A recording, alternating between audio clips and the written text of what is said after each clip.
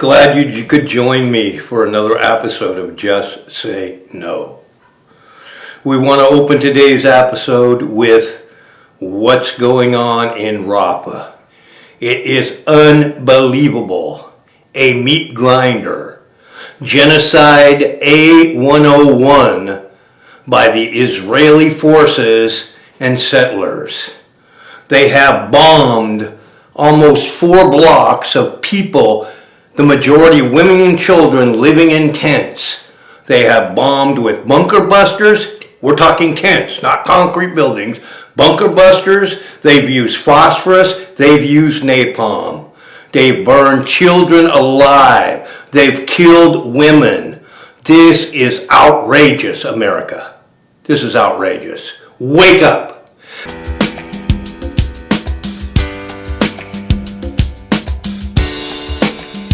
Tell me the reason behind the colors that you fly. Love just one nation, and the whole world we divide. You say you're sorry. There is no other choice. God bless the people now. All right, welcome back to another edition of Just Say No, a news program dedicated to stopping genocide on Earth.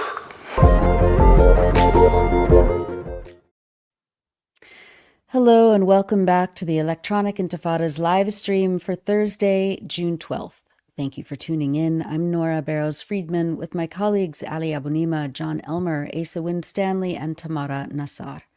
It's day 615 of Israel's genocide in Gaza. Coming up, Francesca Albanese, international law expert and the United Nations Special Rapporteur on the situation of human rights in the occupied Palestinian territories, will join us to talk about the genocide and efforts to end it. And later on in the program, John will bring us all the latest resistance news from Gaza in what has been the costliest week for Israeli soldiers since they returned to war. And just a quick note before we get started, we will be off the next 2 Thursdays. There will be no live streams on June 19th or 26th, but we will be back on July 3rd. Let's take a look at the news. Here's a brief summary of some of the latest developments this week in Palestine. Israeli forces carried out massacres across the Gaza Strip this week, killing 497 Palestinians and wounding nearly 2,100 between June 5th and June 11th, targeting Palestinian men, women, and children in residential buildings, school shelters, tent shelters, and at so-called aid distribution points. Israel killed at least 123 Palestinians between Tuesday and Wednesday alone, according to the Palestinian Health Ministry in Gaza. Nearly half of those deaths recorded in that 24-hour period were people killed while trying to retrieve meager parcels of aid at the U.S.-Israeli distribution points. Since the shadowy so-called Gaza Humanitarian Foundation began its operations 2 weeks ago, the health ministry says that more than 220 Palestinians have been killed and more than 1,800 injured while trying to obtain food. The Red Cross Field Hospital in Rafah has had to activate its mass casualty incident procedure 12 times since the aid scheme began, receiving high numbers of patients with gunshot and shrapnel wounds, reporting that an overwhelming majority of patients from the recent incidents said they had been trying to reach assistance distribution sites. On June 5th, Doctors Without Borders said that physicians began donating their own blood to save their patients after scores of Palestinians were gunned down trying to get food aid. And that was a week ago. I'll have more on the death traps masquerading as humanitarian aid distribution points in a few moments. In northern Gaza, Israel relentlessly pounded areas of Jabalia and Gaza City this week. On Saturday, June 7th, 30 people were reported killed in an airstrike on a residential building in Gaza City, according to the Palestinian Civil Defense, while 4 new displacement orders were issued for areas in northern Gaza. This video shows Palestinian civil defense workers and first responders trying to safely evacuate civilians from an Israeli military-designated red zone in Jabalia. According to journalist Ali Abu Harbid, Israeli quadcopter drones targeted anyone who crossed into the arbitrary boundary as Israeli forces prevented rescuers from reaching and evacuating those left behind. ضايع السيارة. اطلع اطلع اطلع اطلع. شباب اتحركوا من الآن. تعالي يا اختي تعالي. هات الولد هات الولد. هات الولد هات الولد. تعالي تعالي تعالي. تعالوا الشباب اتحركوا. هاي اخوات اخوات اخوات. تحركي يا اختي تحركي. مش هتجيب الإصابة مش هتجيب الإصابة ورايا.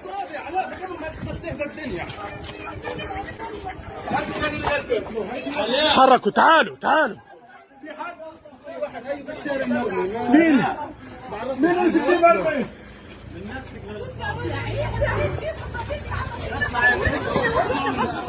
اطلعوا اطلعوا هيك الناس تطلع الناس. Israel cut the last remaining internet access line in northern Gaza earlier this week, plunging the area into a near blackout and preventing people from calling ambulances after massive airstrikes.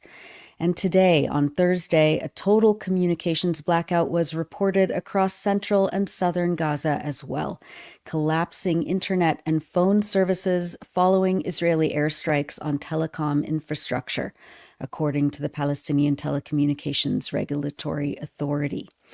Journalist Al-Hassan Salmi delivered this report on Wednesday from the besieged north after the internet connections were severed. Hello everyone, this is me Al-Hassan Salmi, a journalist from northern Gaza. Just to keep you up to date here, the situation is going from bad to worse because of the ongoing bombardment.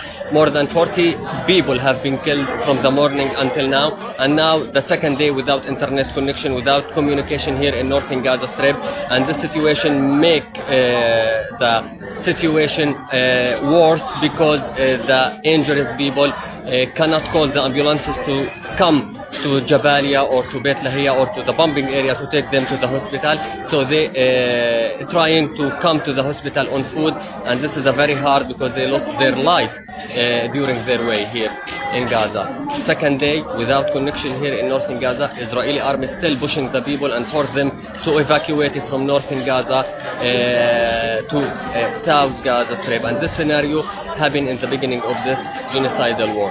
Now I will try to use the eSIM to catch the internet from outside Gaza to just keep you up to date here from northern Gaza Strip without connection, without internet.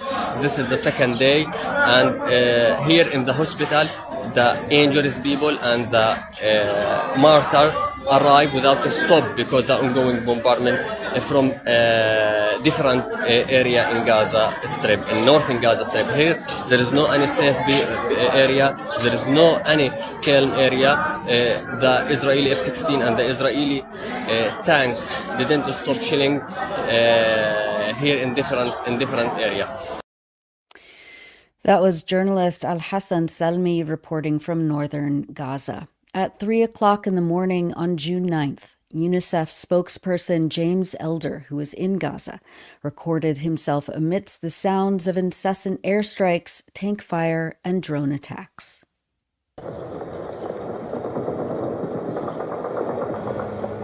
Night after night, I can hear the screams from tents. Air attacks, bombs, tank fire, kids being burnt in their tents.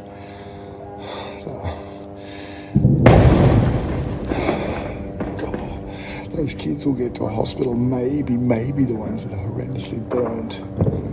Limbs blown off in there, there'll be no medicines, no painkillers because they're denied entry. Those children will lie there screaming in pain as they are right now.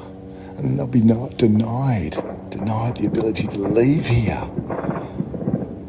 Bombed in their tents, somehow survive, writhing pain, denied painkillers, denied medicines, and then denied a chance of life by living.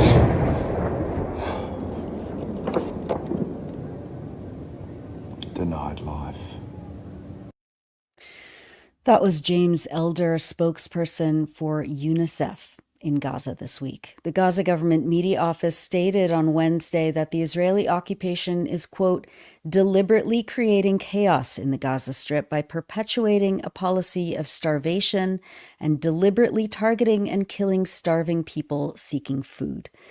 This week, images and accounts by Palestinians who have been injured at these humiliating so-called aid points continued to pour in, directly contradicting the public relations campaign touting the, quote, success of aid distribution by U.S. and Israeli officials, as Israel has prevented actual international aid from entering Gaza for more than 3 consecutive months.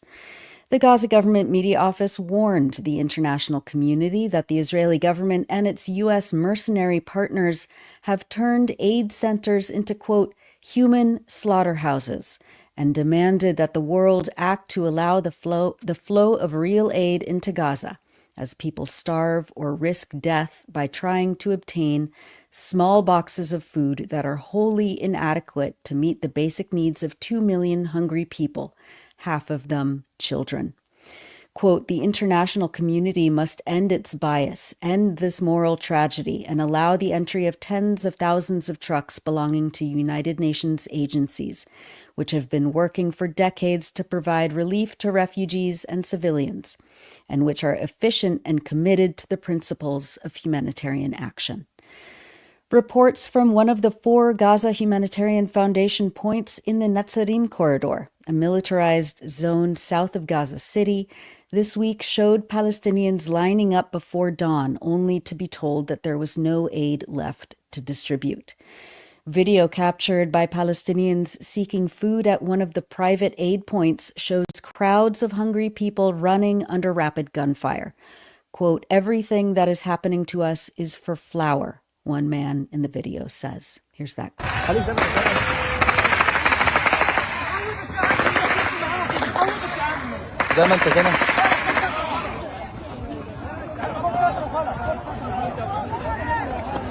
اطلق نار على المدنيين. الله اكبر. مش حرك فيه بس بس بدنا نرجع حق ما يرجع. كل اللي بيصير فينا عشان الطحين. يا الله.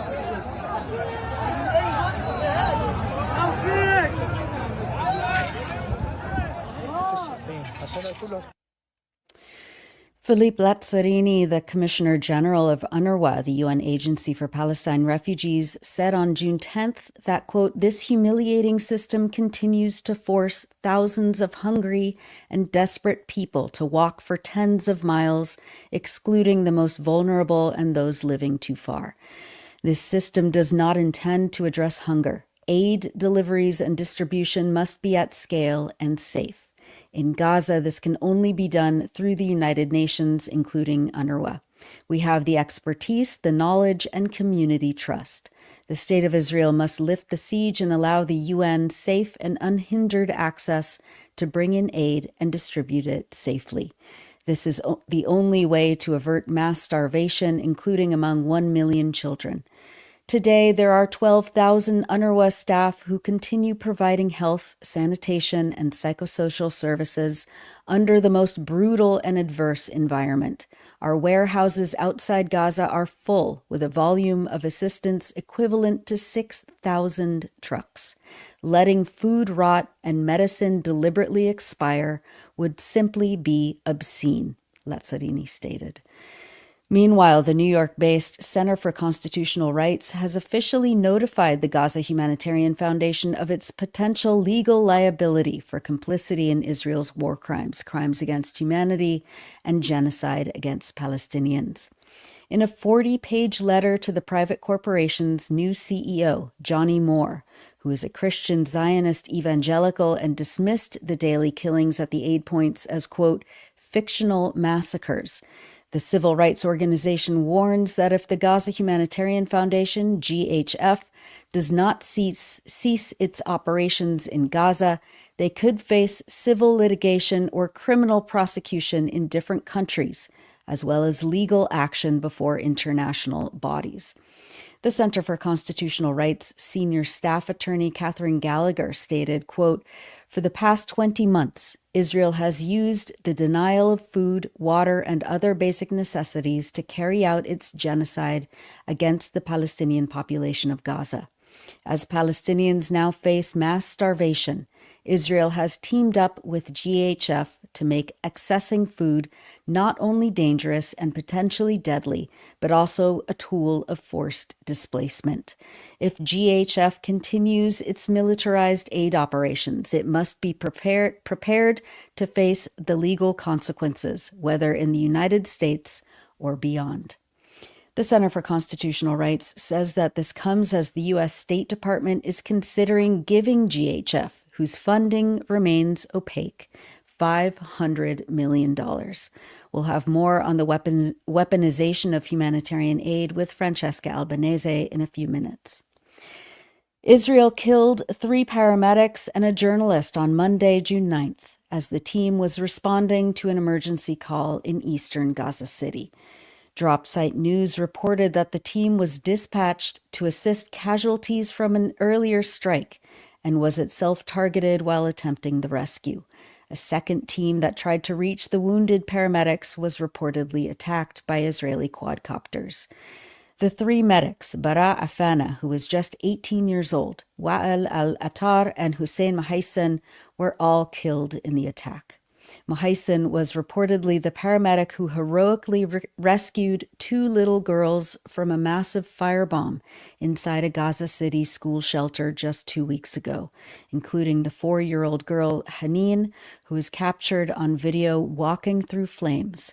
The other girl he rescued, 7-year-old Warid, narrowly escaped the inferno as well. This is a photo of Warid with paramedic Hussein Mahaysan and the journalist Mu'amin Abu Alouf, who reported from the attack and during the rescues. Mu'amin was also killed in Monday's attack along with the paramedics. He was accompanying the team in the same ambulance to document the rescue. In what turned out to be his final message to colleagues, he wrote, "The army is hitting near me. I don't think I have much time left," Dropsite reported. Mu'amin Abu Alouf, who was only 19 when he was murdered in the June 9th attack, was the 227th journalist and media worker to be killed by Israel since October 2023.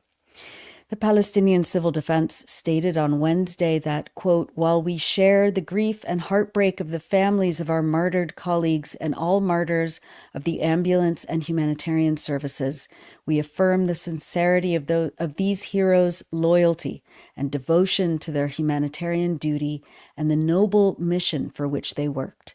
We testify that they did not leave their positions throughout this war, and they continued day and night to fulfill their national and moral duty and serve our people." Journalist Anas Al-Sharif spoke at the funerals of the paramedics and his colleague Mu'amin and posted this video of himself embracing Faris Afana, the father of Bara Afana. Faris is the director of emergency and ambulance services in northern Gaza. Quote, "Our hearts are broken and our pain is great," wrote Anas Al-Sharif. "May God help you, my brother and beloved Abu Hamza Faris Afana." Turning to the catastrophic medical situation and the ongoing attacks on hospitals, the Director General of Gaza's Health Ministry, Dr. Munir al-Bursh, told Al Jazeera on Saturday, June 7th, that, quote, "The Israeli occupation is besieging Al-Amal and Nasser hospitals in Khan Yunis, preventing entry and exit, and demolishing the surrounding buildings, a repetition of the northern scenario that began with the destruction of the area around Al-Auda Hospital and Tal Al-Zatar, the Indonesian hospital, and Kamal Adwan Hospital, all aimed at forcibly displacing the population.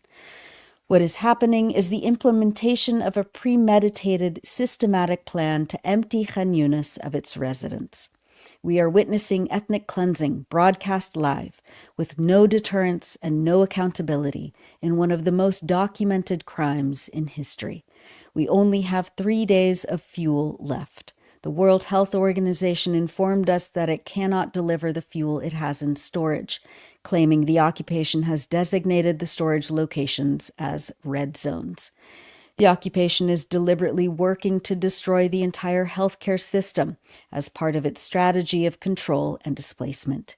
We are now nearing the 5th stage of famine, the stage of mass death, and the world watches in silence, sipping its coffee while massacres are carried out in Gaza.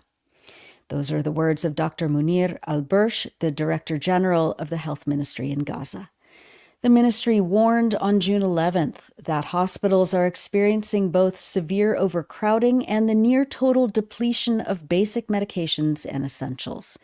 All hospitals in northern Gaza are officially out of service, the health ministry added. Emergency interventions, quote, will be meaningless as health and humanitarian indicators deteriorate to levels and outcomes that are difficult to address. Turning quickly to the occupied West Bank, on Tuesday, June 9th, Israeli forces launched an invasion and mass arrest operation in the old city of Nablus in the north.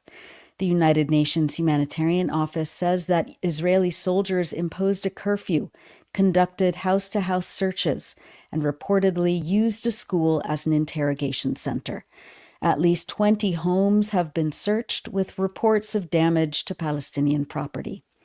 On Monday in Jenin, the Israeli military announced an imminent plan to demolish nearly 96 structures, most of them residential, in Jenin refugee camp.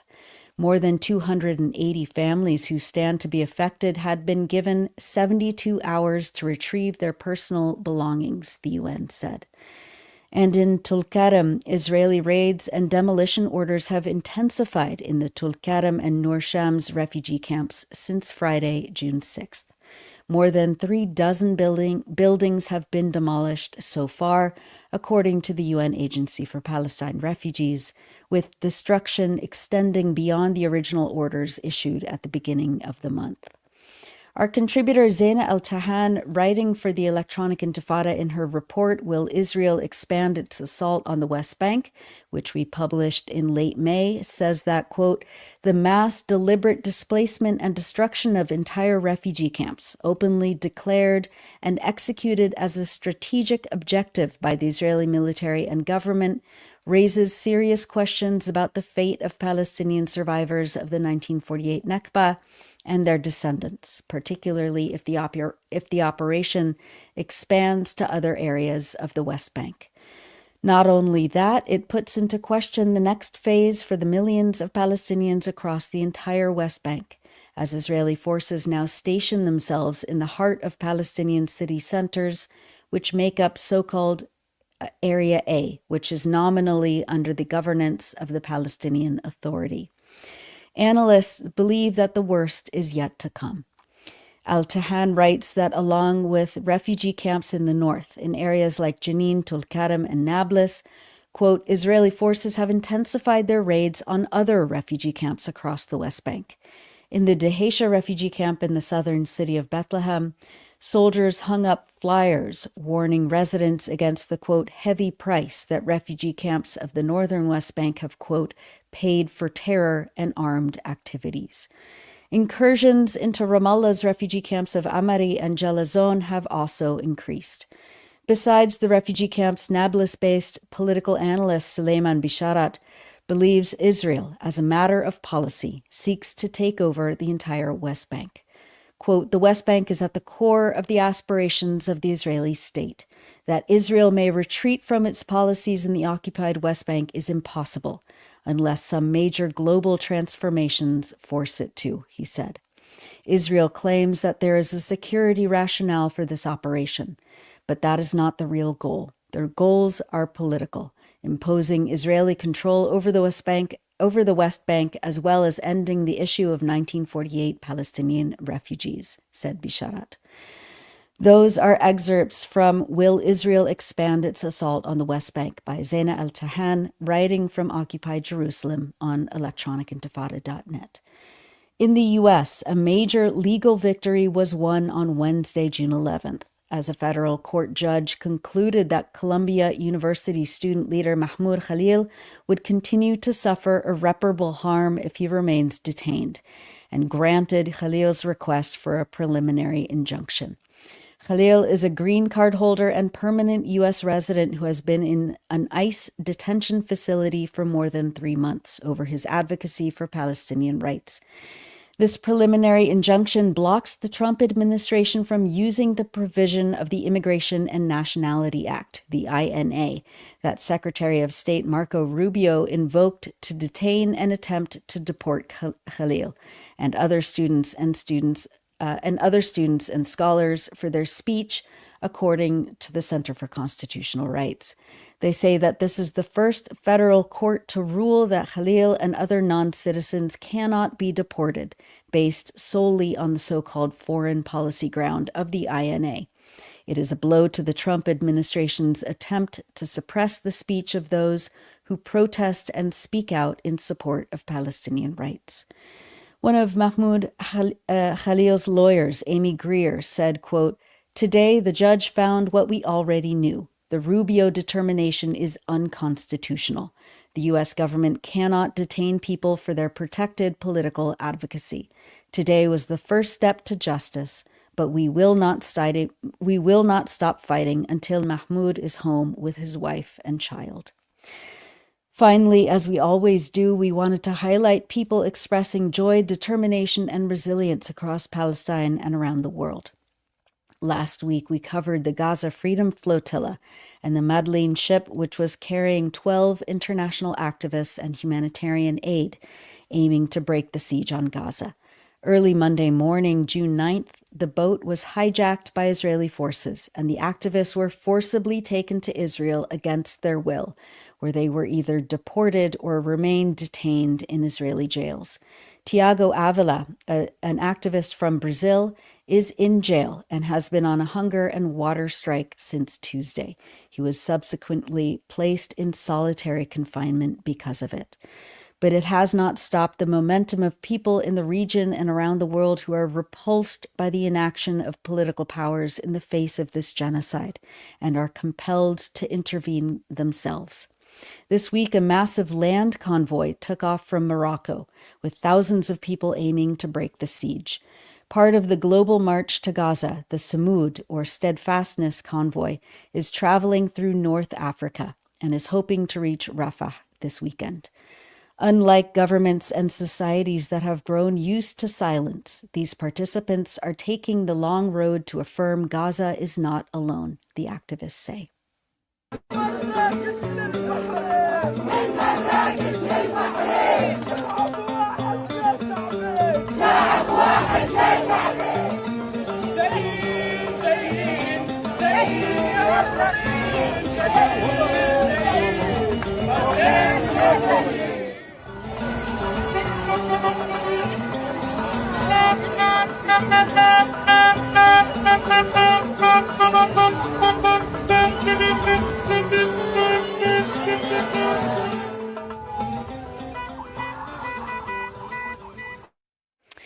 And that's it for the news roundup. As always, go to electronicintifada.net for much more, especially to read our new features by our brave writers in Gaza. You're watching the Electronic Intifada live stream. I'm Nora Barrows-Friedman with my colleague Ali Abunimah. Hi, Ali. Hi, Nora. Thank you for that always comprehensive, incredibly painful and detailed look at the news. It just seems that it gets worse and worse. It is getting worse and worse for people in Gaza. And then on top of that, now this communications, near total communications blackout. Earlier today, UNRWA reported that it hadn't been able to contact any of its staff. I've been trying to connect with people in Gaza all day, and we've been able to communicate briefly with people who have been able to get minimal signals or who have eSIMs, and we were able to check on a few of our colleagues there and relieved to know that they're okay. But this blackout is just another layer that Israel can escalate its atrocities in darkness. So please, the one message that I got, and Asim and Nabiha, our colleague in Gaza, put this out on social media. He was able to do that briefly. He said, whatever happens, don't stop talking about us. Yeah. Yeah, I mean the way that they're using, I mean, there's so many modes that the Israelis are using to forcibly displace people, to ethnically cleanse, to continue this genocide as they please. Whether it's these, just horrific so-called aid distribution points, which just, it's such a cynical. I mean, we've talked about that, that it's called aid distribution and the Gaza Humanitarian Foundation, and what it really is a killing field. It's as the government media office said, a human slaughterhouse, meant to push people away, meant to displace them, meant to impel them to give up and just leave Gaza altogether. And then the communications blackout, so people can't even call ambulances if they're wounded under the rubble. I mean, it's just, it's horrifying on every single level, and it just keeps going. And so I'm always so buoyed by the actions of people around the world, no matter how small, to try and get in the way of this. But yeah. We have an incredible show for you today. We are all just so excited to welcome our guest. Ali, why don't you introduce her? Happy to do that. And I'll just remind everyone that you're watching and listening to the Electronic Intifada live stream. I'm Ali Abu Ni'mah, here with my colleague Nora Barrows-Friedman. Our next guest almost needs no introduction. You have undoubtedly seen her fierce advocacy for the rights of the Palestinian people under international law. Francesca Albanese is an international lawyer, and since May 2022, she has served as the United Nations Special Rapporteur on the situation of human rights in the occupied Palestinian territories. An affiliate scholar at the Institute for the Study of International Migration at Georgetown University, Francesca Albanese is the author of Palestinian Refugees in International Law, published by Oxford University Press in 2020. It is considered a landmark in the literature on the subject, and it's only one of her many legal and scholarly publications. Francesca has taught at universities across Europe since 2018, and before that served as an advisor to several international organizations and UN agencies. As special rapporteur, she has published 4 major reports on Palestinian rights, the most recent last year about the ongoing Israeli genocide. We're really pleased to welcome you to the Electronic Intifada live stream, Francesca. Thank you so much for having me. It's my honor, for real. So thank you, Ali and Nora. Thank you so much. It's so good to have you. Thank you, Francesca. And we've got lots to talk to you about today. Of course, we're going to talk about the situation in Gaza and international law, but let's start by getting your reaction to what has happened and been happening to the 12 brave souls who are aboard the Madlin, the boat that tried to break the siege of Gaza. Of course, people will know it was hijacked by Israeli commandos in international waters on Monday, and all aboard were abducted. We've heard in the last few hours that Rima Hassan, a Palestinian French member of the European Parliament, is finally on her way back to France after enduring an ordeal including isolation and very abusive detention conditions. Greta Thunberg was deported, of course, a couple of days ago. There remains a lot of concern for Brazilian citizen Tiago Avila, who is reportedly in isolation and on hunger strike, and the several other crew members who are still in Israeli detention, including Dutch citizen Marco van Ren. And I just want to read out the message that he was able to get out, a handwritten note. He said, "The governments of the world failed to provide safe passage to the Madeleine to allow humanitarian aid to the people of Gaza, who have been facing ethnic cleansing for 80 years and an illegal blockade for 18. To prevent another Israeli war crime, they must now step up, oppose the apartheid regime of Israel, and provide safe passage to the Samud convoy in Egypt. The time to act is now. Free Palestine." Francesca, what's your comments on what has been happening with these efforts and the repression we're seeing and the response or lack of it of the various governments? Yeah.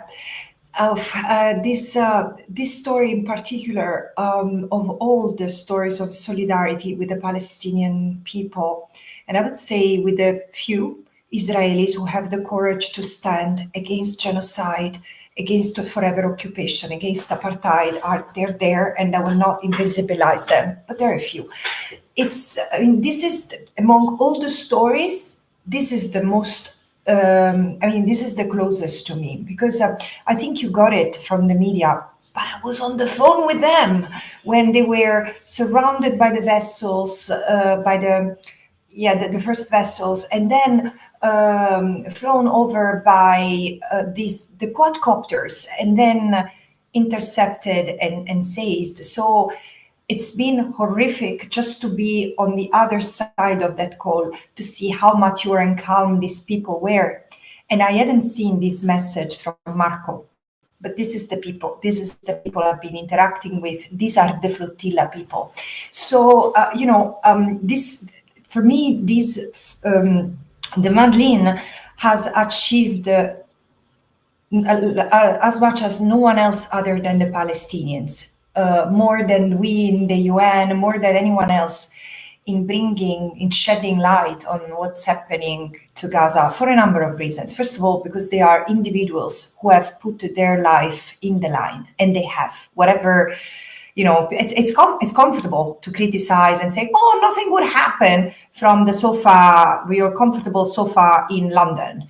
But trust me, whomever has tried to be on the flotilla know that they risk their life. And in fact, 2-3 weeks ago, another flotilla boat was hit by a drone in the middle of the Mediterranean Sea, and no one spoke. This is why it was strategic to have Rima Hassan. It was strategic to have Greta Thunberg on board.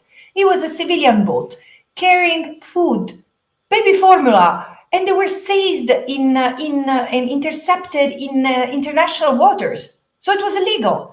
Israel didn't have any reason to stop that, any justification, and they say, well, it's against the blockade. For sure it's against the blockade, because it should be against the blockade, because the blockade is illegal. So my take on that is that the success of the Madeleine is in the fact that now so many people are leaving from the Maghreb, as Nora was saying. And I had goosebumps by looking at that, because I sit in Tunisia. I know how painful these last 16 months have been for the people here. I remember having discussions with people in the street saying, if I could, I would go today to stand in solidarity with my brothers and sisters in Gaza. And they're sincere. This is a country that really feel close to the Palestinians. And it has mobilized the solidarity. I've had friends, doctors, dropping their work and traveling to Egypt to go to Gaza. So this is proof that what I've been saying for the past years is true. Palestine has triggered a global revolution. It has started, and people shouldn't feel discouraged by the fact that governments and their media acolytes are laughing, are giggling, are ridiculing them. This is their attempt to distract the people who have no stake in it. But the revolution is already in motion, and member states better catch up, because they will go in history as complicit. Francesca, just on this, you talk about states, and you mentioned the convoys and moving across the Maghreb, across North Africa. Now we've seen people reaching Libya and heading towards the Egyptian border, and people are also flying in to Cairo. But unfortunately, we don't see Egypt welcoming them. And we have seen, for example, this video, which was published by a French activist, which shows French activists being detained. Let's take a look at it, and then we'll talk about it. Là, on est enfermés, on ne sait pas ce qu'on fait, on nous dit de ne pas sortir, tous ceux-là, ils sont allés les chercher à leur hôtel, ils nous les ont ramenés ici, nous on nous dit pas ce qui se passe, les papiers sont comme des chiens, comme des chiens, nos passeports sont confisqués, on nous dit rien du tout, on ne sait pas ce qu'on va faire de nous, on leur parle, ils nous parlent pas, donc vous pourrez leur dire.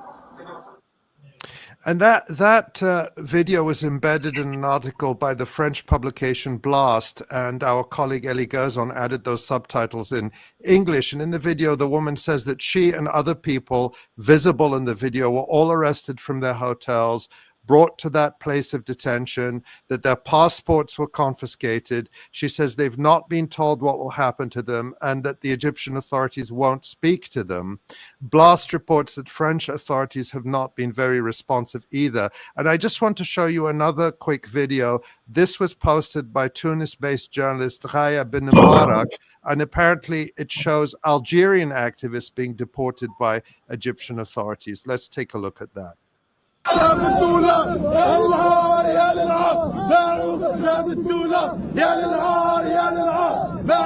And in that video, we can hear the activists shouting, "Shame, shame, they sold Gaza for dollars."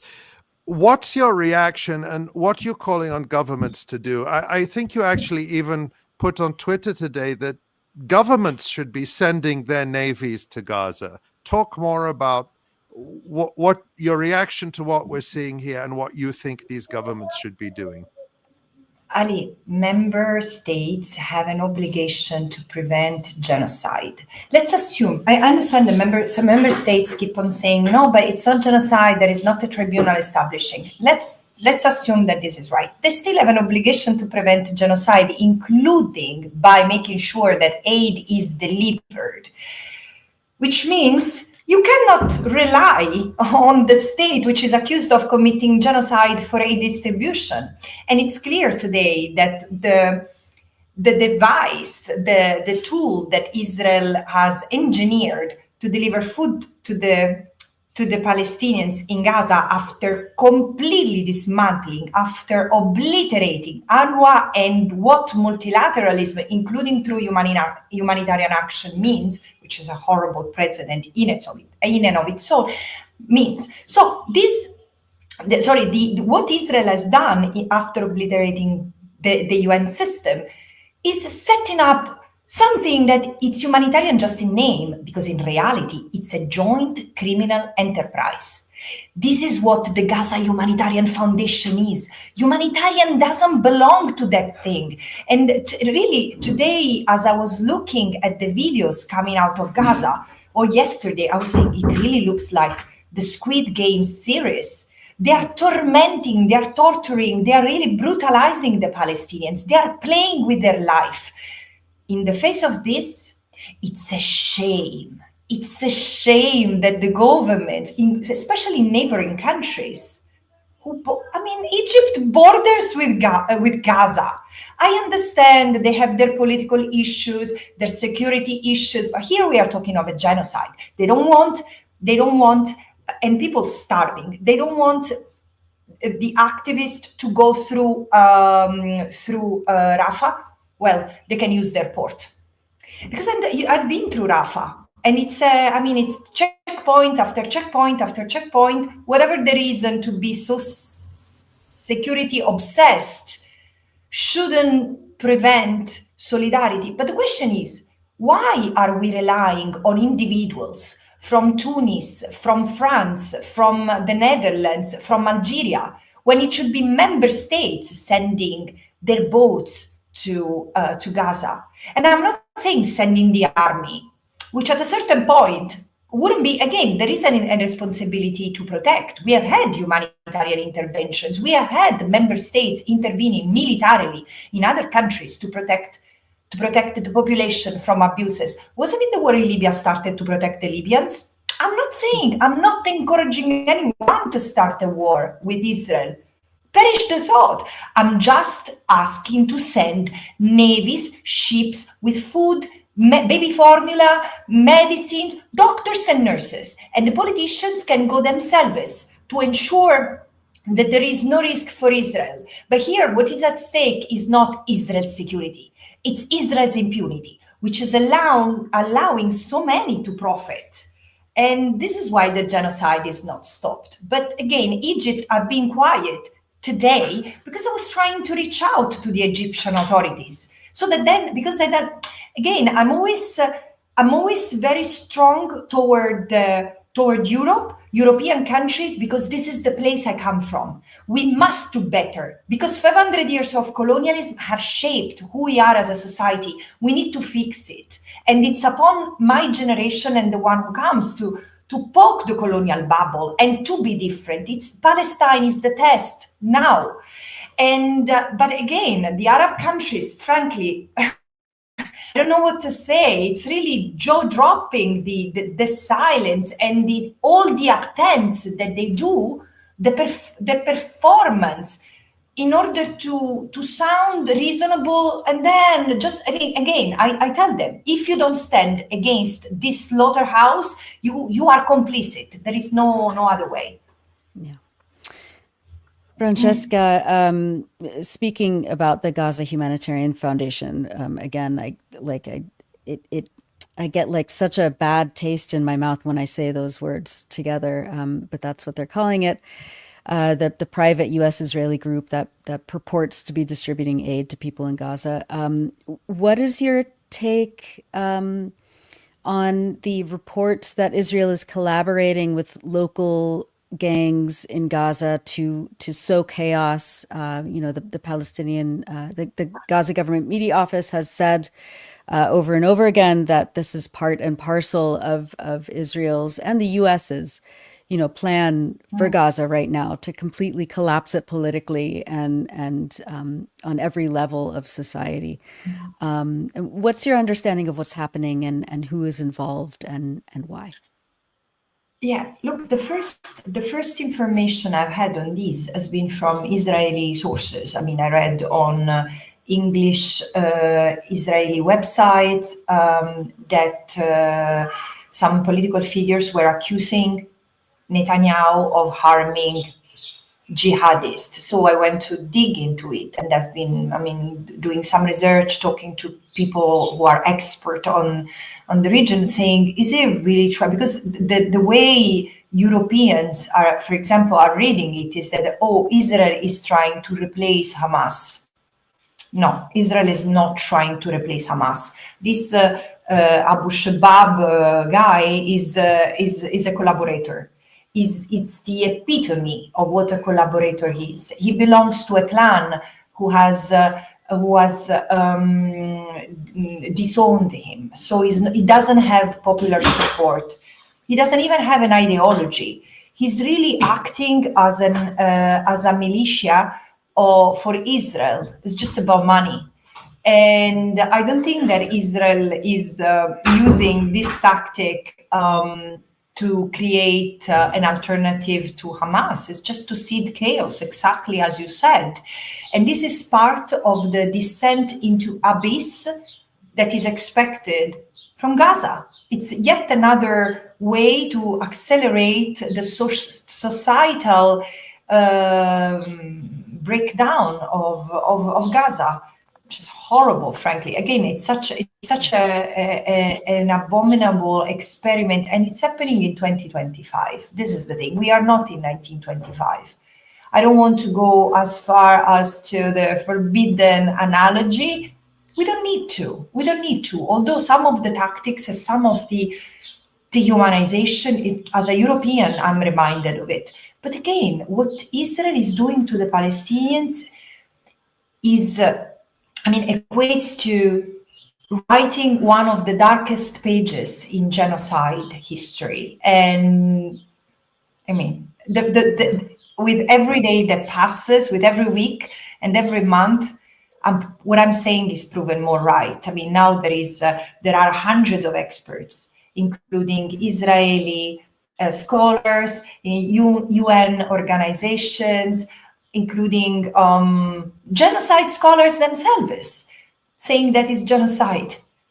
I knew, because unlike all of them, this is my job. Since, even before October 7, my eyes were on Gaza, the West Bank and East Jerusalem incessantly. And it took me a while. In the beginning, I was not even convinced that we should use the word genocide, because I hadn't realized myself. But when I realized that could be, I raised the alarm, and it took me 5 months to come to the conclusion that, there were reasonable grounds to investigate genocide. And then I had to write another report 6 months later saying, yes, it is genocide. And all these attempts, Nora, all these techniques are part of it, destroying the Palestinians as a people. Francesca, I want to ask you about your genocide report in a moment, but I want to just go back to something you mentioned. You mentioned this Yasser Abu Shabab, who is this individual in Gaza who appears to be collaborating with the Israelis, and who himself claimed that he was working under what he called was Palestinian legitimacy, suggesting that he was working with or under the Palestinian Authority in Ramallah. Of course, the Palestinian Authority came out and disavowed any connection with him very strongly. That has to be said. But can you talk about what you see as the role of the Palestinian Authority in this situation, given that it is the official address, so to speak, of the Palestinian people? It is the Palestinian Authority that occupies the seat of the state of Palestine in the United Nations and other international organizations, for example. What's their role here? Or what should be their role? Yeah, look, you know that you're the first person who asked me that in, I think, over 600 interviews I've been giving. It's interesting because, look, I've criticized the Palestinian Authority and they're clearly unhappy with it, despite the fact that there are fantastic people working for Palestinian Authority / PLO. In the sense, I think that the PLO has done a fantastic job at international level to maintain the question of Palestine visible on the UN agenda without relying on others and getting its ground. I mean, if you think of other people deprived of the right of self-determination, they've never gone as far as the PLO. However, the PA, the executive arm of the PLO in the West Bank, has become more and more under scrutiny and criticized by the Palestinians themselves. Again, I don't want to get into this debate, but what I've said in my work is, what I observed in my work is that I do not see the Palestinian Authority exercising any protection function toward the Palestinians. When I documented arrest and detention practices, and I described the overall occupied Palestinian territory as a panopticon, an entire prison, it's not just Gaza, the entire occupied Palestinian territory, through the prison system itself, which is made of Israel and the PA, because the PA often arrests people who are wanted by Israel. And there is, the Palestinians have a word like, I can't remember now in Arabic, but it's the revolving door. You say you get out of the Palestinian prison and you get arrested by the Israelis and vice versa. Babadouar, I think is the word in Arabic. And then it's not just that. The PA operates within the perimeter given by Israel. And in order, not to bother the Israeli security concerns, actually to facilitate is to coordinate for Israeli security. This is the purpose of the PA, because in 2023, for example, there have been 12 pogroms or 17 pogroms before October 2023. And I was saying there is clearly no Israeli forces protecting the Palestinians from these violent armed assaults of the settlers. Rather the contrary, the Israeli army escorts the settlers. There is no Palestinian Authority, because I've never heard of Palestinians receiving the protection of the Palestinian security forces in Masafer Yatta or even in Nablus and Tuba, And so this is why I say that the Palestinian Authority is not there institutionally to serve the Palestinian people in terms of protection. This is a fact. But it's very convenient when for the international community to kick the can in the air and say, we provide assistance to the Palestinian Authority. And it's not your job, I say. It's not your job. This is internal self-determination. What you need to make sure is that there is external self-determination, meaning that the Palestinians are not subjugated, occupied, under an apartheid regime. This is your job. And the Palestinian Authority, I think, could be more forceful. Now, and again, at the UN level, they are fantastic. And so in The Hague, there are fantastic ambassadors. But when it comes to the system itself, is not there to serve the Palestinians. So the Palestinians, let's imagine in the future, there is a two-state solution.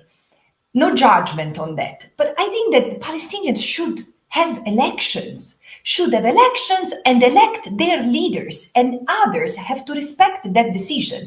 It's not that the Palestinian Authority reigns through leaders appointed by the leaders, because this is not what the Palestinians have been struggling for generations. I mean, as an observer, I say that. It just doesn't make sense to me. Thanks for that. And we have a question I think Nora's going to ask about the ongoing activities at the UN. But I want to come back to that report that you published describing Israel's attack on the Palestinian people, especially in Gaza, but also in the West Bank, as genocide.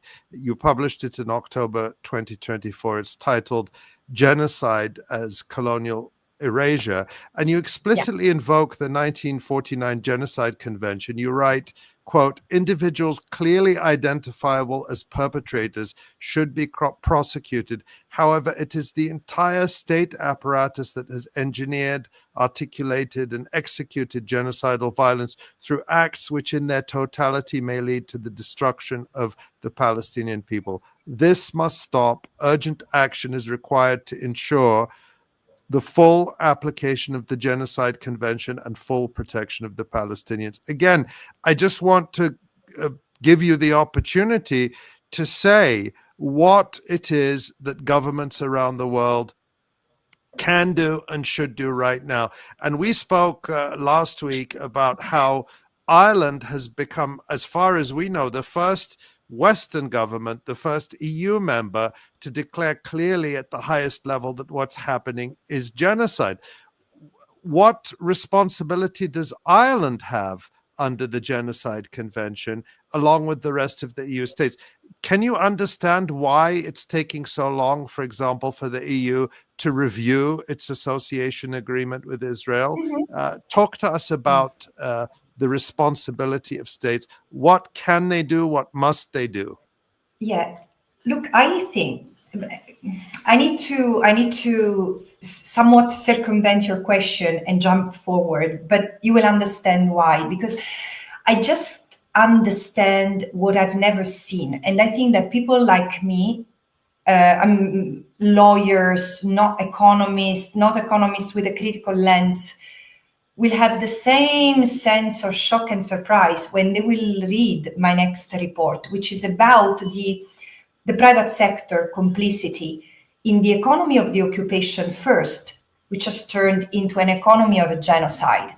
I cannot tell you too much about that, but there are nearly 50 companies, and not just companies, it's pension funds, it's banks, insurers, tourism, service companies, tourism and service companies, supply chain, universities, and charities. It's the whole infrastructure. There is a whole web and machinery underpinning. I mean, I've argued with the Protestants over having a God that somebody can rape a little baby and cut it up in little pieces and say, oh, I'm sorry, Jesus, and they're all good. They're going to heaven. To me, my God, my prophet's not that stupid. That would be a pretty stupid. And you know what? I don't want to be in that heaven. If a bunch of murderers and rapers and people like that can just say, I'm sorry and go there. No, dude, that's ridiculous. That really is absurd. I'm sorry. I'm a logical human being, and I must use logic. And I do believe in God, and I believe that God and nature are one. But God is very intelligent, dude. My friend, he's... Somewhere in America,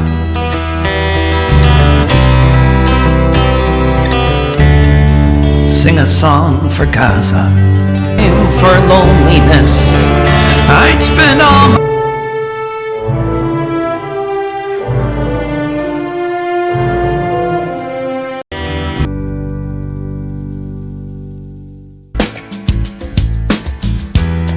more and more of the same. Military madness, smell of flesh and burning pain.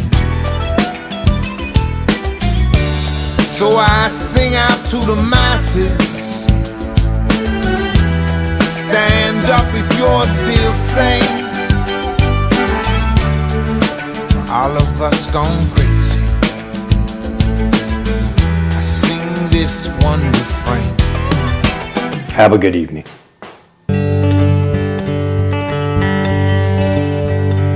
If I could sing a song for every bomb that flies, I'd sing each and all the days.